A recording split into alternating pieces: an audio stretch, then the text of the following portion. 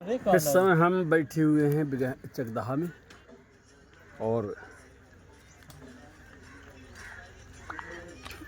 Cold drink ठंडा के साथ जो है गांव की वार्ताएं चालू हैं। खेती किसानी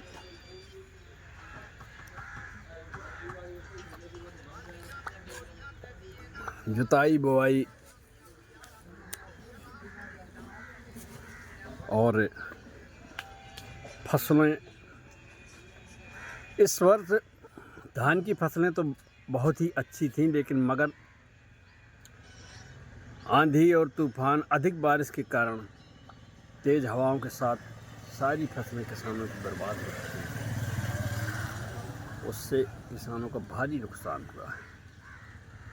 आप इस बात का अंदाज़ा आप इन लोगों से भी हम वार्ता करिए। हमारे जो कुछ मित्र बैठे हैं, क्यों महेश भाई? बताइए।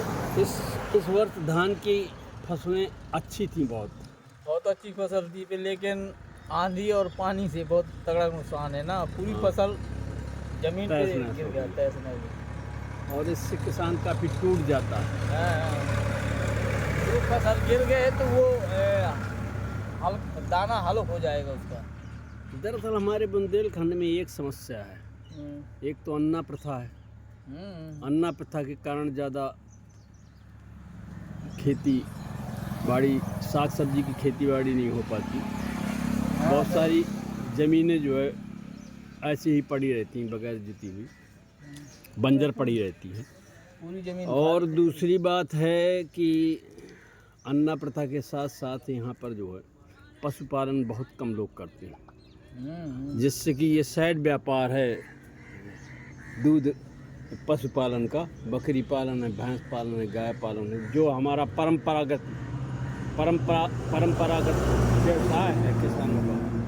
और ये बुंदेलखंड में सबसे बड़ी कमी है। इस वजह से यहाँ किसान पिछड़ा है। क्यों बाबू भाई? सही है। आपकी क्या राय? यही बात है ना भाई। आदमी दो फसलें करता है और दो फसलें करने के बाद फिर क्या करेगा? वो दो भी नहीं कर पाता, एक ही करता। दो भी कहाँ है? यही फसल रबी की फसल रबी की होती है। रबी की फसल होती है, के बाद ये कहाँ जो होती है वाली फसल हो गई नहीं हुई। इस वजह से यहाँ किसान बैकफुट पे पीछे हो जाता है। हाँ, पीछे हो जाता है। आर्थिक स्थिति कमज़ोर रहती है। अगर यहाँ के किसान भाई अपने खेती किसानी का अगर सही रूटीन बनाकर चले, क्योंकि जो साइड बिजनेस, सहायक उद्योग, अगर ये करना चालू कर दे, बकरी पालन, पशुपालन, दूध का व्यापार और जानवरों की अन्ना प्रथा ख़त्म हो जाए तो शायद बुंदेलखंड का उद्धार हो सकता है। नहीं तो दुनिया की कोई ताकत नहीं, कोई सरकार नहीं है कि यहाँ किसानों को जो है खुशहाल कर सके। यहाँ के किसान दिन भर ताश पत्ते में टाइम बर्बाद करते हैं, खुराफातों में टाइम बर्बाद करते हैं। चुनाव आ रहा है, अब देखिएगा नशेबाजी का दौर चलेगा और दिन तमाम जो है हाँ प्रचार होगा, दिन तमाम गांवदारी होगी, दिन तमाम जो है यहाँ का युवा भी पढ़ाई लिखाई में भी पिछड़ा है और ये भी नहीं है कि खेती किसानी वैज्ञानिक पद्धति से करें, मेहनत करें। मेहनत का किसान एक नहीं है यहाँ का। इस वजह से यहाँ किसान पीछे हो जाता है। कोई यहाँ उद्योग भी नहीं है, बिजनेस व्यापार में भी ध्यान नहीं है। इसलिए हेलो गाइस, इस वजह से यहाँ की बुंदेलखंड की आर्थिक परिस्थिति किसानों की कमज़ोर पाई जाती है।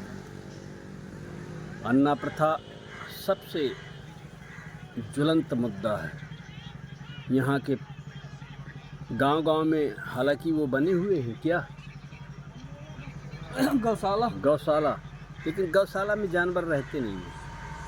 उनके खाने पीने का सामान सब सरकारी, सब व्यवस्था है, लेकिन प्रधान उसको खा पी करके मौज मस्ती कर रहे हैं और जानवर सदैव ऐसे रहते हैं खुले और किसान सोता रहता है। यहाँ का किसान जागरूक न होने के कारण अपने भी कमियों के कारण कमज़ोर है, और यही कमज़ोरी इस सारे क्षेत्र के बुंदेलखंड के किसानों को, यही कमजोरी है। हाँ यही कमज़ोरी उनको हीन बना किसान रही है। पीछे रहता है ना, सरकारी योजनाओं का लाभ भी नहीं ले पाते, और क्या है कि वो सरकार तो बहुत कुछ दे रही है।